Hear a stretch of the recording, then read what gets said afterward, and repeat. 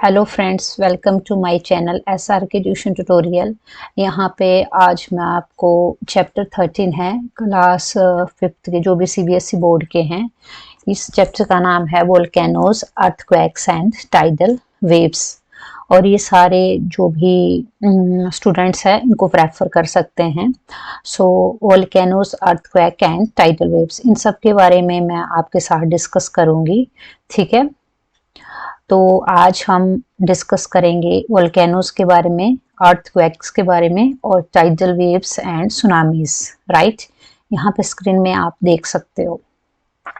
Next है general information जो हमें जाननी चाहिए कि किस तरह से हमारे जो नेचर है उसमें चेंजेस होती है टाइम टू टाइम। ठीक है, जो ये चेंजेस अक्कर होती है वो किस किस फॉर्म में अक्कर होती है, जैसे रेन की फॉर्म में, स्टॉर्म की फॉर्म में। रेन बारिश होती है, स्टॉर्म तूफान होता है, अर्थक्वेक्स और वोल्केनो फटते हैं जो हमारे, उनकी फॉर्म में जो हमारे नेचर्स में चेंजेस टाइम टू टाइम होती रहती है। ठीक है, नेक्स्ट है हमारे पास इम्पोर्टेंट नोट बनाया है मैंने आपके लिए।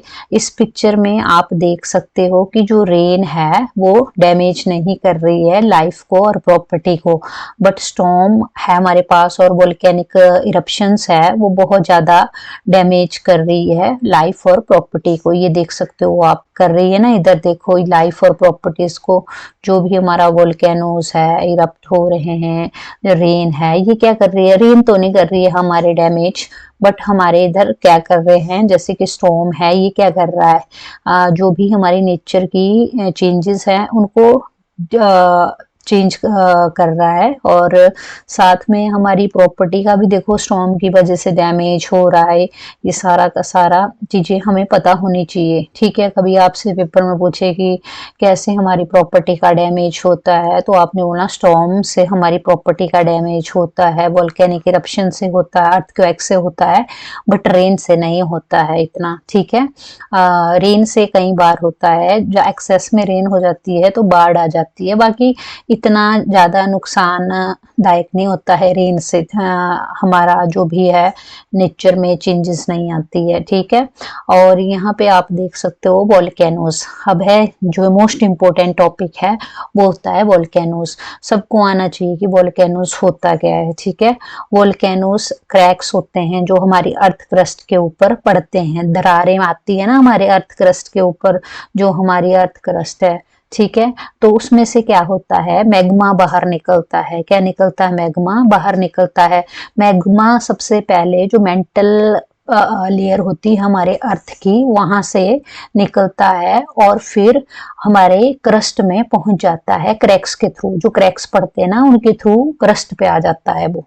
ठीक है, जो फर्स्ट लेयर होती है हमारी अर्थ की। ठीक है, वोल्केनो हमारे यूजली पाए जाते हैं, कोनिकल माउंटेन्स होते हैं हमारे वहां पे। ठीक है, जब बहुत ज्यादा प्रेशर पड़ता है हमारा, ठीक है, अंडरग्राउंड प्रेशर पड़ता है, उस टाइम जो मैग्मा होता है वो ऊपर को आ जाता है। ठीक है, जो मैग्मा हमारा जब ऊपर को आता है उस टाइम जो वर्टिकल टनल के थ्रू आता है। ठीक है, किसके थ्रू आता है वो? मैग्मा हमारा ऊपर की तरफ को वर्टिकल टनल के थ्रू आता है, उसे बोला जाता है वेंट। क्या बोला जाता है? वेंट।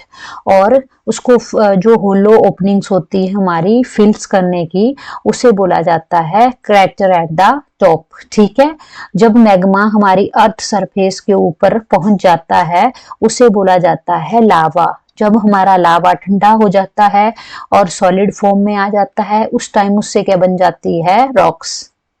ठीक है, अब आपको बताना है टाइप्स ऑफ वोल्केनोस। वोल्केनोस कितने टाइप्स के होते हैं? ठीक है, आप देख रहे होगे स्क्रीन के ऊपर, एक्टिव वोल्केनोस होते हैं, डोरमेंट वोल्केनोस होते हैं, एक्सटिंक्ट वोल्केनोस होते हैं। ठीक है, एक्टिव वोल्केनोस होते हैं हमारे जो इरप्ट हो जाते हैं एट एनी टाइम। ठीक है, जैसे कि पास्ट में कितने सारे हमारे इरप्ट हुए हैं, बहुत सारे वोल्केनोस होते हैं हमारे जो पैसिफिक ओशियंस में पाए गए थे। जब हमारे पास जो सुना होगा आपने माउंट फ्यूजी और माउंट इरिबस है, और some well known active volcanoes के एग्जांपल दिए गए हैं हमारे पास है। तो आपने बस इतना सा याद रखना है अपने माइंड में कि एक्टिव वोल्केनोस वो वोल्केनोस होते हैं जो किसी भी टाइम इरप्ट हो सकते हैं, ठीक है, फट सकते हैं, ठीक है। और डोरमेंट वोल्केनोस हमारे पास वो वोल्केनो होते हैं जो कि सालों तक इरप्ट नहीं होते हैं, सालों कई साल लग जाते हैं इरप्ट होने को, ठीक है। बट है इनकी पॉसिबिलिटी फ्यूचर में इरप्ट हो सकते हैं, जैसे नारकोंडम है, अंडमान आइलैंड में है, और माउंट किलिमंजारो है, सुना होगा आपने किलिमंजारो, ठीक है। ये सारे जैसे तांजानिया में है, ये सारे के सारे हमारे डोरमेंट वोल्केनोस हैं। हाँ, फटते नहीं है बट इसकी पॉसिबिलिटी है कि इन फ्यूचर ये फट सकते हैं। ऐसे ही हमारे एक्सटिंक्ट वोल्केनोस होते हैं, ये हमारे है इरप्ट नहीं हो सकते फ्यूचर में, ज्यादा एक्सपेक्टेशंस नहीं होती इनकी इरप्ट होने की।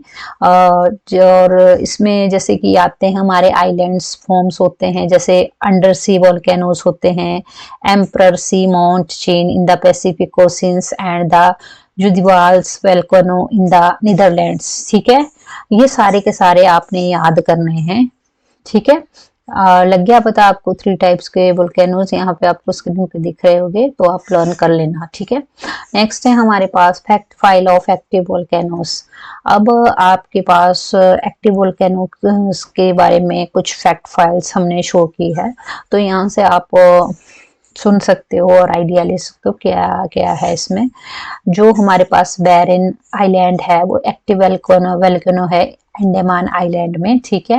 ये रिपोर्टेड टू हैव, ये फर्स्ट सबसे पहले इरप्ट हुआ था 1787 में, और फिर इसके बाद हमने अभी तक इसमें कोई इरप्शन नहीं देखी वोल्केनोस में।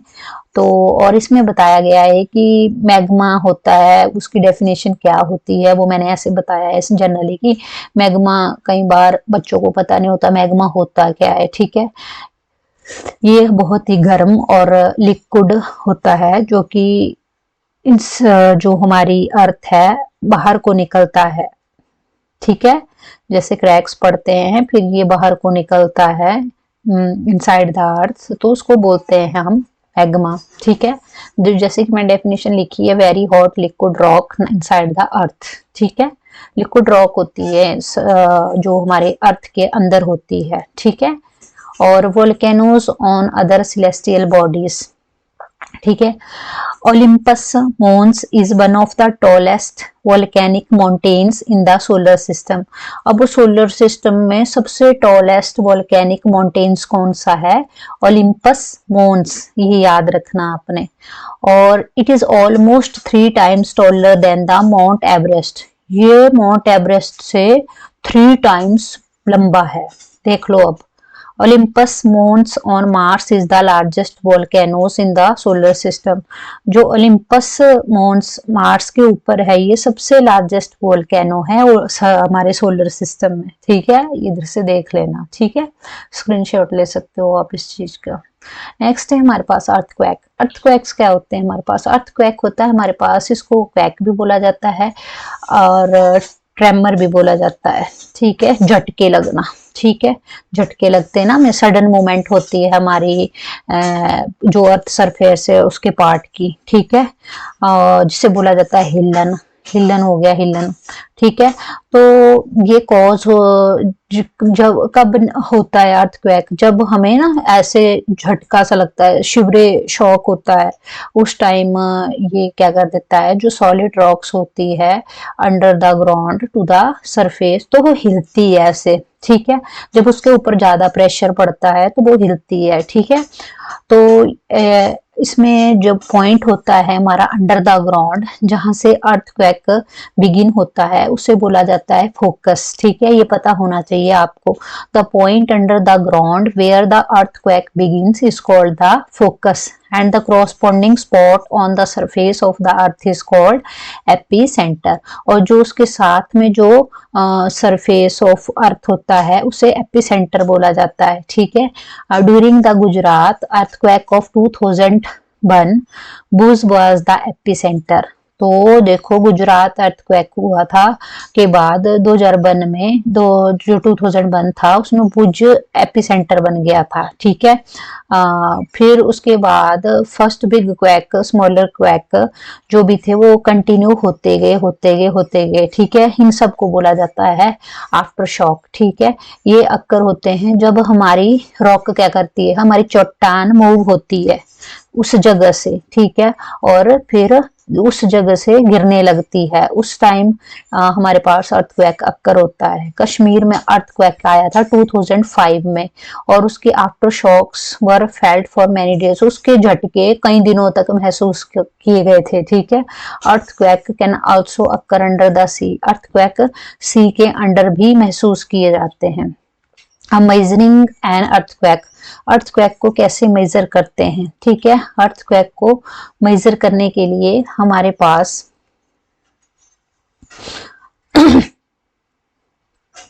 एक इंस्ट्रूमेंट होता है जिसे बोलते हैं सिस्मोग्राफ, ठीक है।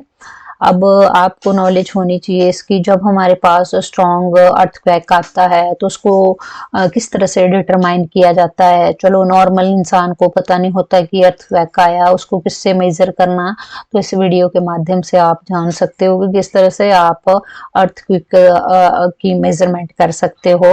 अब अर्थक्वेक हमारा एक स्पेशल इंस्ट्रूमेंट होता है जिसे सिस्मोग्राफ कहा जाता है, उसकी हेल्प से हम उसको मेजर कर सकते हैं। और ये मेजर करता है कि कितनी इंटेंसिटी के साथ हमारे पास अर्थक्वेक आया था, और उसकी डायरेक्शन को भी बताता है और उसकी ड्यूरेशन को भी बताता है अर्थक्वेक की, ठीक है।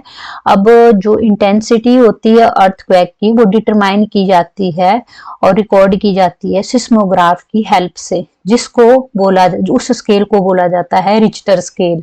रिक्टर स्केल हमें अनलिमिटेड जो भी लेवल्स होते हैं उनको मेजर करने के लिए हम यूज करते हैं, ठीक है।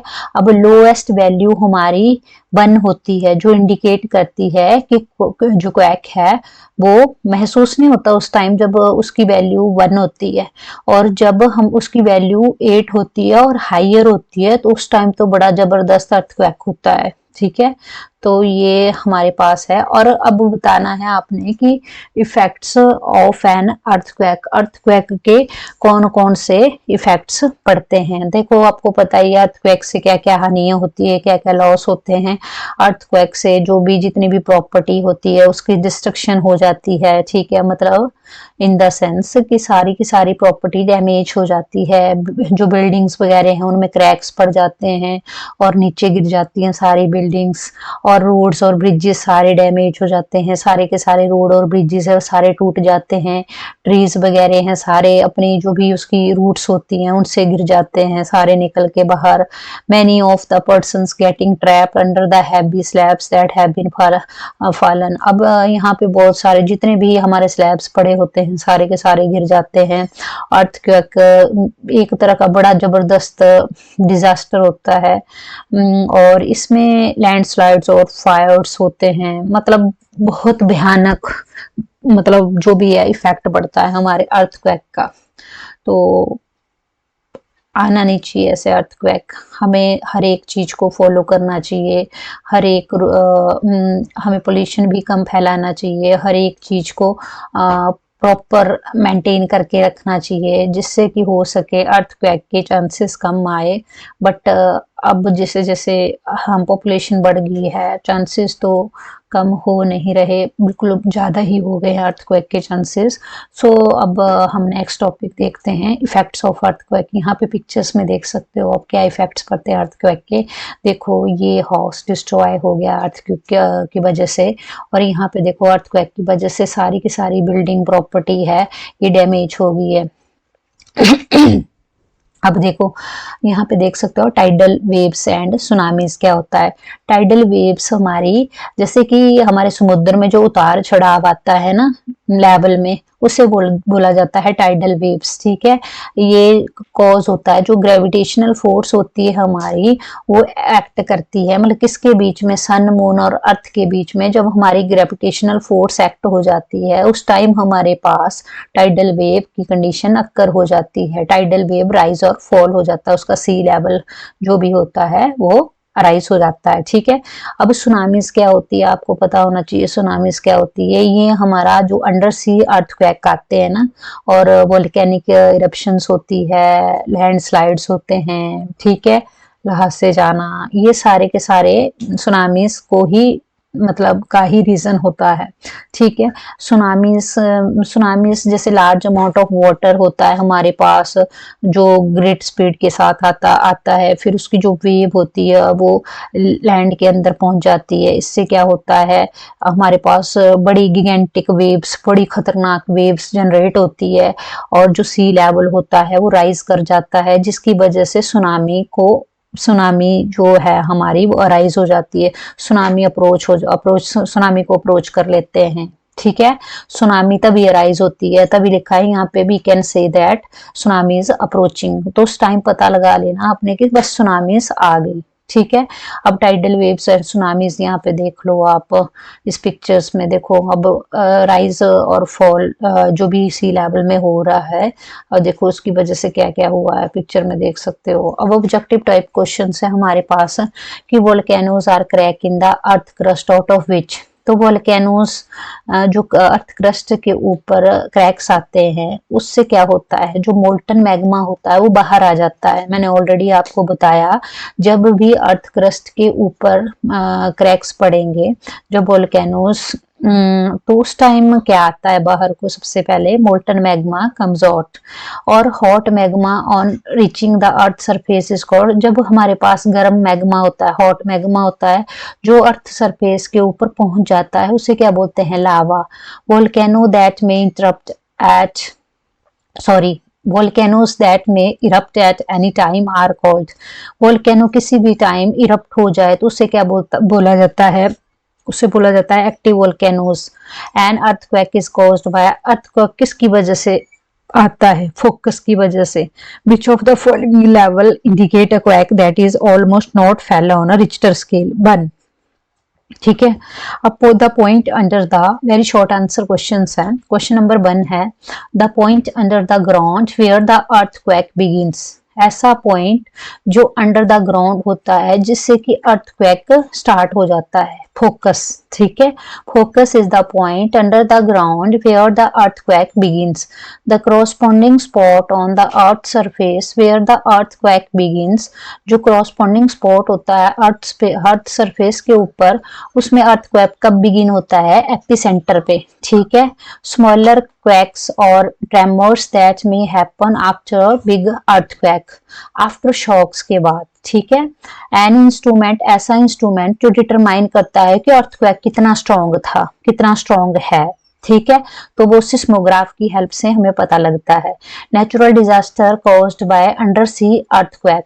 अब नेचुरल डिजास्टर होता है वो अंडर सी अर्थक्वेक से किस तरह से कौन करता है उसको, अंडर सी अर्थक्वेक होते हैं ना हमारे समुद्र के किनारों में नीचे, अंडर सी अर्थक्वेक बोला जाता है, जो सी के अंदर होते हैं, समुद्रों के अंदर होते हैं, उन्हें वो नेचुरल डिजास्टर नेचुरली होते हैं, नेचुरल डिजास्टर कॉज्ड क्रिएट करते हैं, और उसको बोला जाता है सुनामी। ठीक है, tsunamis are the natural disaster caused by undersea earthquake. अब यहाँ पे मैच कर सकते हो आप फॉलोइंग थिंग्स को। मैग्मा होता है जो कि मेंटल ऑफ अर्थ के ऊपर एग्जिस्ट करता है, लावा होता है, हॉट मैग्मा होता है अर्थ सरफेस के ऊपर, वेंट होता है हमारा, वर्टिकल टनल होती है वोल्केनो की, क्रैटर होता है हमारे पास, hollow opening at the top of volcano. ठीक है, एक्टिव वोल्केनो होता है पैसिफिक रिंग ऑफ फायर। तो इसका आप स्क्रीनशॉट ले सकते हो और अपना टास्क इजी कर सकते हो। और शॉर्ट आंसर क्वेश्चंस है। व्हाट आर वोल्केनोस, मैंने ऑलरेडी आपको बताया, जब क्रैक्स आ जाते हैं हमारे अर्थ क्रस्ट के ऊपर और मैग्मा बाहर निकलता है, जो मैग्मा हमारी मेंटल ऑफ अर्थ के पास आता है और क्रस्ट के पास पहुंच जाता है थ्रू क्रैक्स, तो उसे बोलते हैं वोल्केनोस। वोल्केनोस हमारे जनरली कोनिकल जो भी माउंटेन्स है वहां पे पाया जाता है। 3 टाइप्स ऑफ वोल्केनोस मैंने आपको बताया था ना, name the 3 types of volcano, active volcano, dormant volcanoes, extinct volcanoes। ठीक है, थर्ड क्वेश्चन की one example each of an active and an extinct volcano. Example of an active volcano, active volcano का example है Mount Vesuvius, Mount Fuji and Mount Erebus are some well known active volcanoes. यहाँ से आप screenshot ले सकते हो। और extinct volcanoes के एग्जांपल है the emperor sea mount chain in the Pacific ocean and the Zuidwal volcano in the Netherland. ठीक है, और अर्थक्वेक होता क्या है, अर्थक्वेक को क्वेक भी बोला जाता है और ट्रेमर भी बोला जाता है। ठीक है, ये सडन मूवमेंट होती है हमारे अर्थ के पार्ट सरफेस की, और ये इसमें सिवरे शॉक भी लगते हैं और नॉर्मल शॉक भी लगते हैं जो कि ट्रैवल करते हैं, जो सॉलिड रॉक्स होती है हमारे ग्राउंड के अंदर। ठीक है, और इसमें शॉर्ट आंसर क्वेश्चंस बताए हैं आपको। इसमें give one example of epicentre and after shock of an earthquake in India. आपको इसमें बोला गया है कि एपिसेंटर का एग्जांपल दो एक, और जो भी हमारे पास इंडिया में अर्थक्वेक होता है उसके आफ्टर शॉक के बारे में बताओ। The point under the ground, जो पॉइंट ग्राउंड के नीचे होता है वहां से अर्थक्वेक स्टार्ट होता है, उसे फोकस बोला जाता है। और जो कोरस्पॉन्डिंग स्पॉट उसके साथ साइड में जो सरफेस ऑफ अर्थ होता है उसे एपिसेंटर बोला जाता है। जैसे कि मैंने आपको ऑलरेडी बताया, गुजरात अर्थक्वेक हुआ था 2001 में।